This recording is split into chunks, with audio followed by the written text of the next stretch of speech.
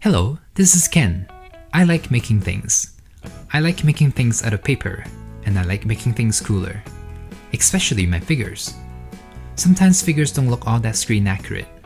All they need is a bit of touch up here and there to unleash their hidden potential. I also love using everyday tools and materials to recreate iconic scenes from my figures, so they can shine on my display. Subscribe to my channel and join my DIY adventure as I ask myself the same question every week. Can I make it? Last week, I fixed the Age of Ultron Hulk from the first 10 years 2-pack, giving the figure a bit more life. It turned out pretty awesome. Check it out if you haven't already. How can I do Hulk from the 2-pack and not Hulkbuster? This figure is awesome. It's nice and hefty. It looks pretty screen accurate overall, and it doesn't feel like a toy. I think this is the heaviest and one of my favorite Marvel Legends. I remember thinking it was too expensive back then, but how times have changed. Let's deconstruct this figure. There's an FAQ on the paint and brushes I use in the description box below. The main thing I want to improve is the orange-red on the armor. This is Hasbro's go-to red color. In my opinion, it looks a little cheap. In the movie, his armor is not that orange. It doesn't help that there's like a yellow filter during the Hulkbuster sequence. Here is a more accurate representation of the red color. It's more of a purplish darker red. Another thing I love about the Hulkbuster is that this is one of the last Iron Man suits that feel mechanical and clunky. All the Iron Man suits since Age of Ultron have this streamlined and organic look to them. I want to keep Hulkbuster a bit more grounded and realistic by adding scrapes and scratches to the metal parts. I've done a handful of Iron Man at this point. This shouldn't be too difficult, I hope. So, can I make it?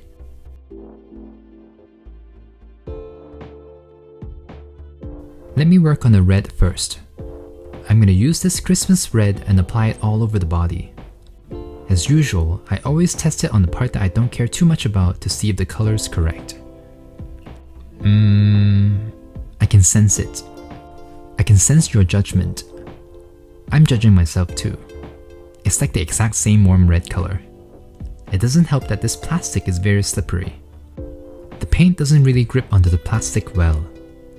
For those who are wondering, I don't prep my figures before I paint. I see that some of you suggested sanding, priming, or using soapy water to make the paint stick better. The reason why I don't prep is simply because I'm lazy. I get really excited when I paint. It's like my happy zone.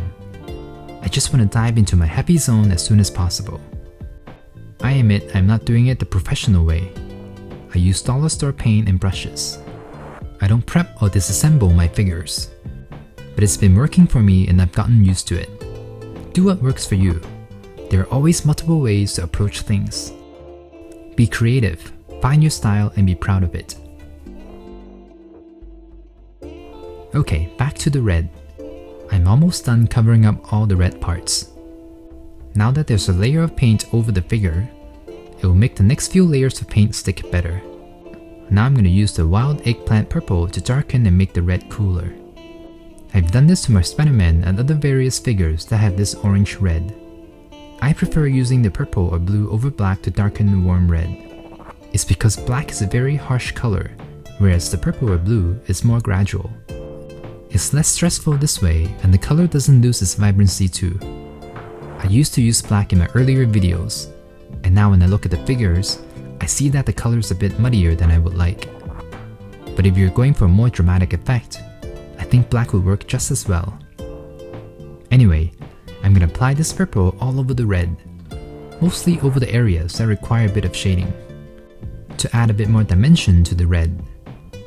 Oh, let me know what you think about this new filming style where I zoom into the parts I'm working on.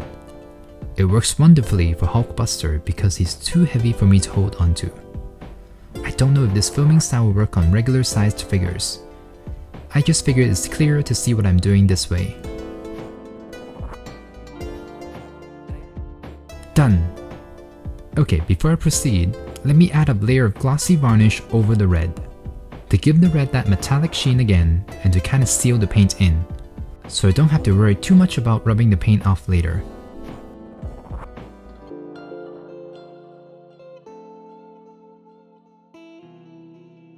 Alright, now I'm going to use the black to define the panel lines. It is very difficult to do this in front of the camera. Gotta keep my hands steady and make sure I'm not blocking the view. I'm keeping my brush wet so I can push the paint around and fix any mistakes.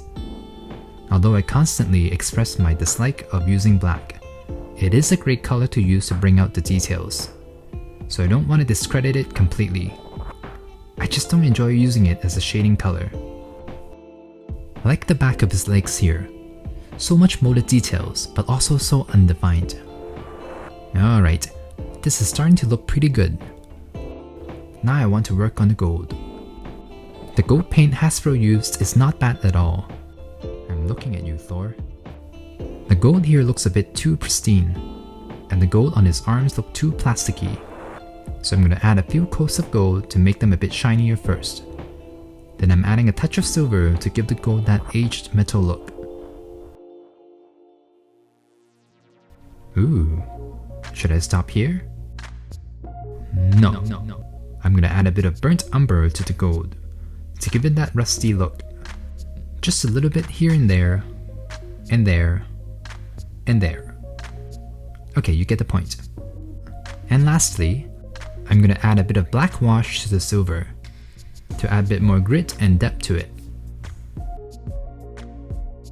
Oh, I found more reference images. Turns out there's quite a bit of missing paint on the back of his legs. It's mostly silver, so let me add them back in, a thin layer at a time.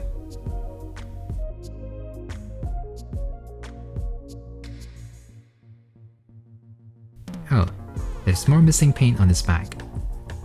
Alright, easy fix. Oh, more missing paint on his finger joints. Might as well. Since I'm already using silver, let me add the final touches. I'm gonna dry brush a bit of silver on the edges of the suit to give it that scraped metal look. This will add a bit more realism to the mechanical Hulkbuster suit. Like it's so clunky, all the parts are scratched up. Hey, you can now support me on Patreon. I post quite regularly there, from behind the scenes updates to sneak peeks to video breakdowns. Top tier members will receive a DIY 3D mini poster every month. These mini posters look great by themselves, but even cooler next to other mini posters. I love making things, and this is my way to thank my supporters. The link to my Patreon is in the description box down below. Alright, here's Hulkbuster all finished. Look at that difference. Everything looks so much more metallic now.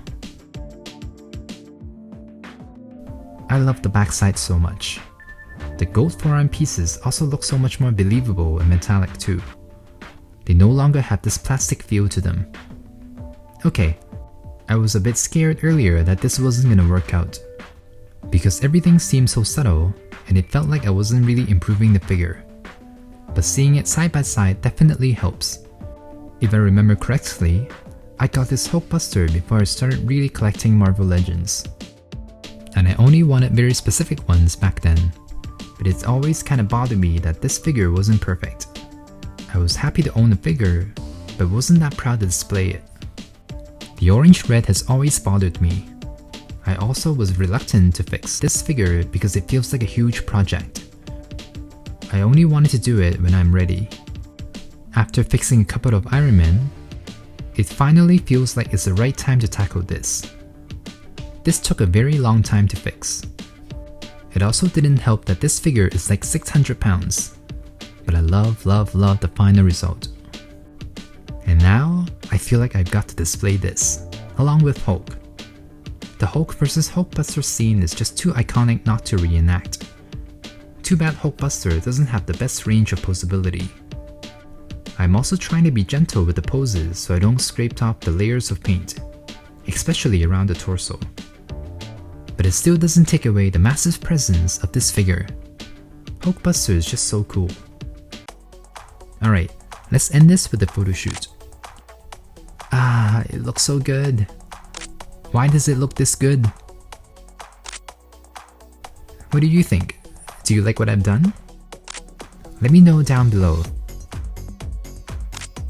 Despite the limited range of motion, I can still get Hulkbuster to do some pretty awesome poses, probably due to his massive size. Look at how small Iron Man Mark III looks in comparison. I kinda miss the more mechanical looks of Iron Man. Okay, how can I not do a photo shoot with Hulk? I tried recreating the iconic scene to the T, but Hulkbuster can only bend so much, so the pose looks a little awkward, but it still looks very impressive from different angles. I can just feel the power struggle here. This is probably my favorite pose. Hulk's expression is perfect. Go to sleep, go to sleep, go to sleep, go to sleep.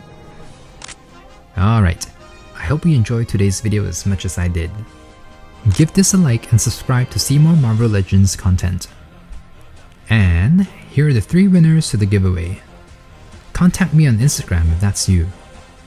And as always, stay inspired and I'll see you next week. I can make it, so can you.